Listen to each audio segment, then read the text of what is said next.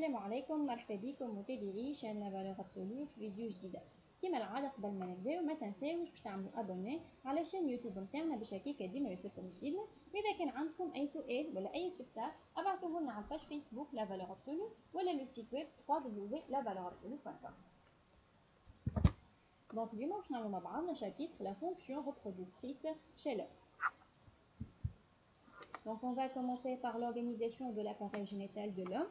On a une vue de face et une vue de profil. Donc on va commencer. Ici on a deux vésicules séminales. On a deux canaux différents. On a aussi deux épidédymes, deux testicules. Donc on peut voir ici les testicules en vue de profil. Aussi une prostate. Voilà la prostate. Un urètre. Le pénis qui est l'organe d'accouplement et la vessie qui fait partie de l'appareil urinaire. Donc l'appareil génital de l'homme est extra-abdominal, donc il barre l'abdomen. Elle est formée par deux testicules qui sont bien protégés par les bourses. Les voies génitales, il y a deux épidédymes, deux canaux différents et urètre. Et des glandes annexes, deux vésicules séminales, une prostate et deux glandes de Cooper. Et on va par la suite détailler le rôle de chaque organe. Donc on va commencer par les gonades, donc il y a les testicules, qui possèdent deux rôles. Il y a la production des spermatozoïdes et la production d'une hormone sexuelle. Il y a la testostérone et tout. On passe les voies génitales. On va commencer par les deux épidédymes. Le rôle c'est le lieu de transit et de transport et de maturation des spermatozoïdes.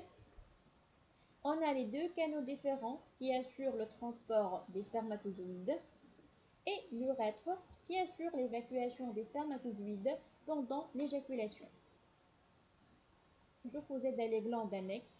On va commencer par les deux vésicules séminales qui sécrètent un liquide séminal riche en fructose, donc le fructose qui est un sucre. La prostate qui produit un liquide séminal riche en enzymes et les deux glandes de Cooper qui sécrètent un liquide qui permet d'éluer le sperme.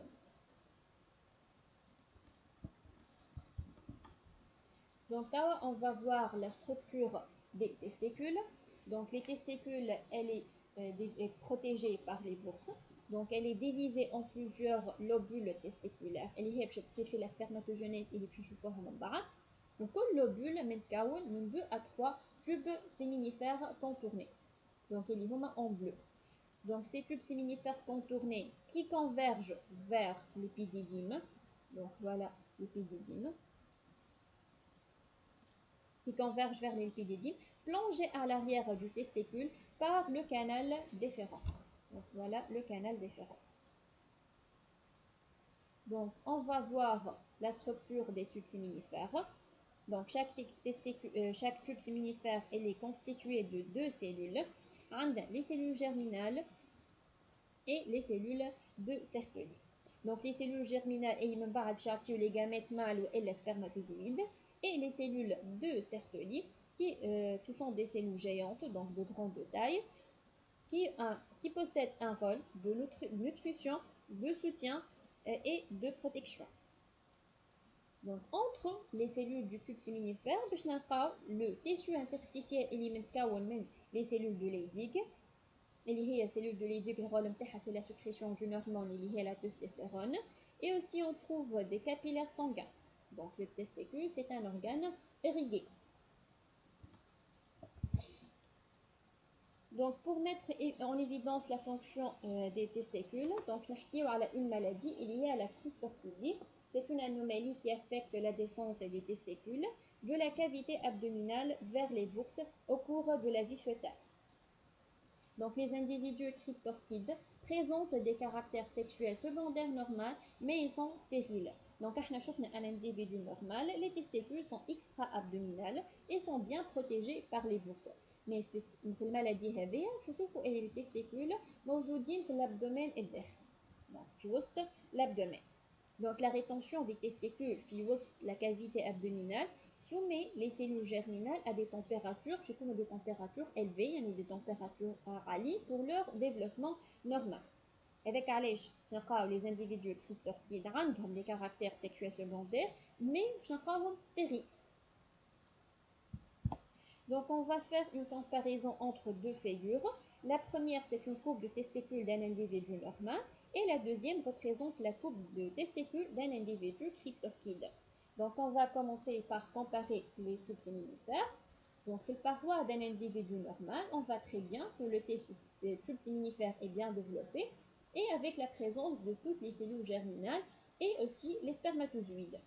Par contre, sur le couple de testicules cryptorchides, le tube séminifère est atrophié, la présence de quelques cellules germinales et l'absence totale des spermatozoïdes. On va comparer la lumière, donc la lumière du testicule normal, elle est réduite et il y a la présence des queues des spermatozoïdes.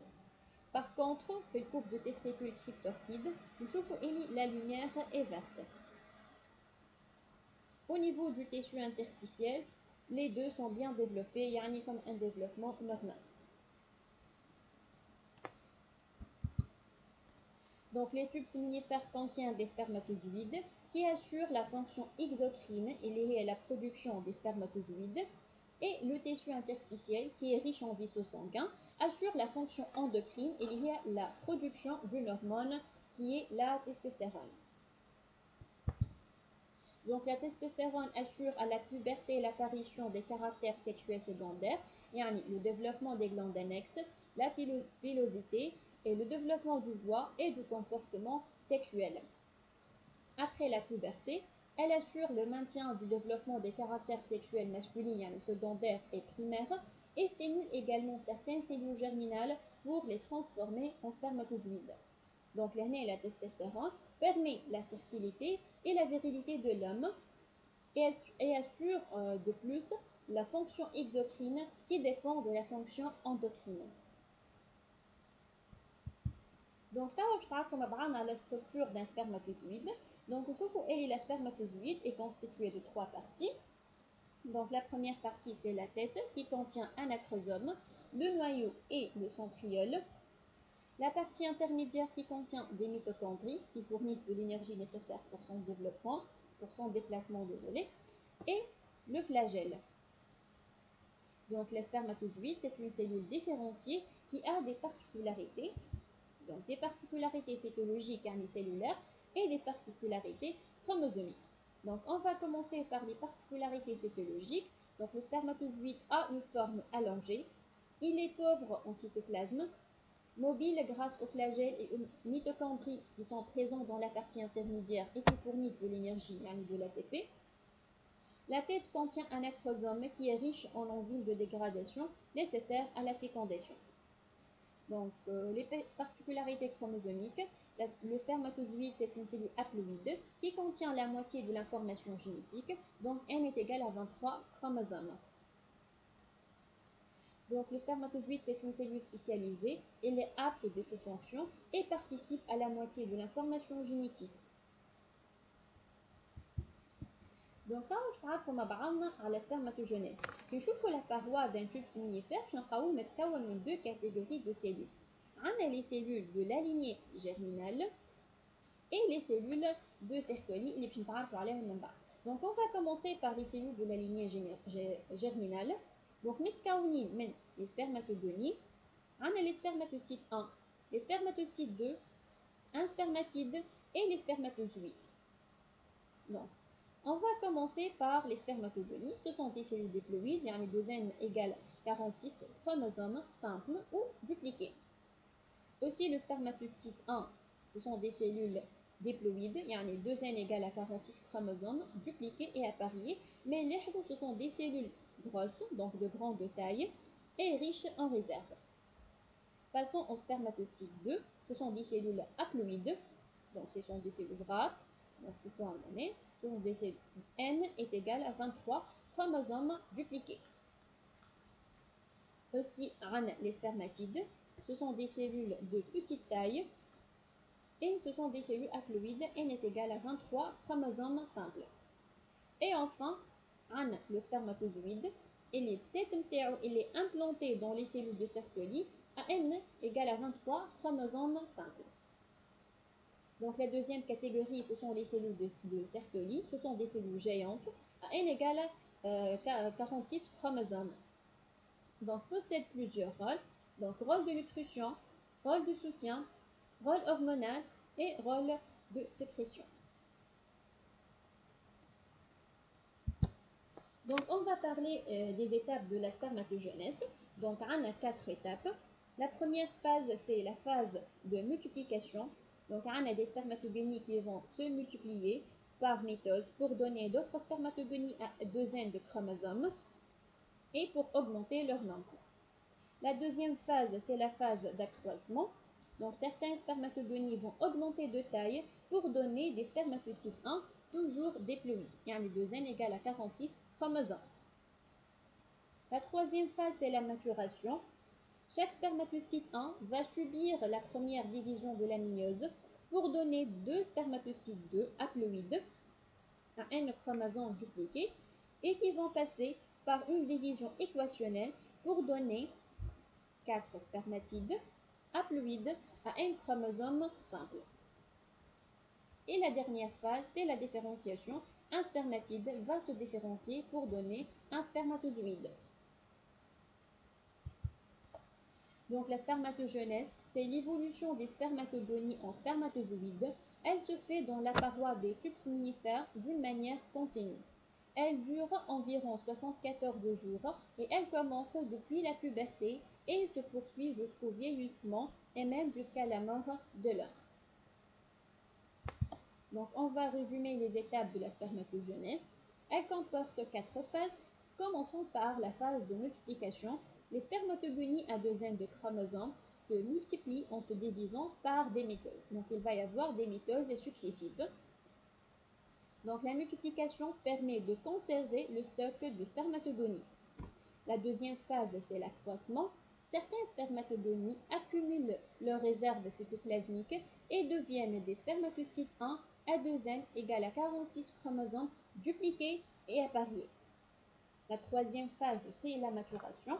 Chaque spermatocyte 1 passe par une division réductionnelle, la première division de la méiose, pour donner 2 spermatocytes 2 haploïdes à N égale à 23 chromosomes dupliqués. Les 2 spermatocytes 2 subissent une division équationnelle pour donner 4 spermatides et chacun a N chromosomes simples. Et dernièrement, c'est la phase de différenciation. كل spermatide va subir des profonds remaniements باش يعطيه un spermatozoïde. شنو باش يصير réduction du cytoplasme, formation de l'acrosome, apparition de la pièce intermédiaire et du flagelle. Donc voilà, بما حكينا مع بعضنا على première partie de la fonction reproductrice de l'homme. ان شاء الله تكونوا استفدتوا. إذا كان عندكم أي سؤال ولا أي استفسار ابعتوه لنا على الباج فيسبوك لا فالور ابسولو ولا لو سيت ويب www.lavalorabsolue.com. استنونا في الفيديوهات القادمة والسلام عليكم.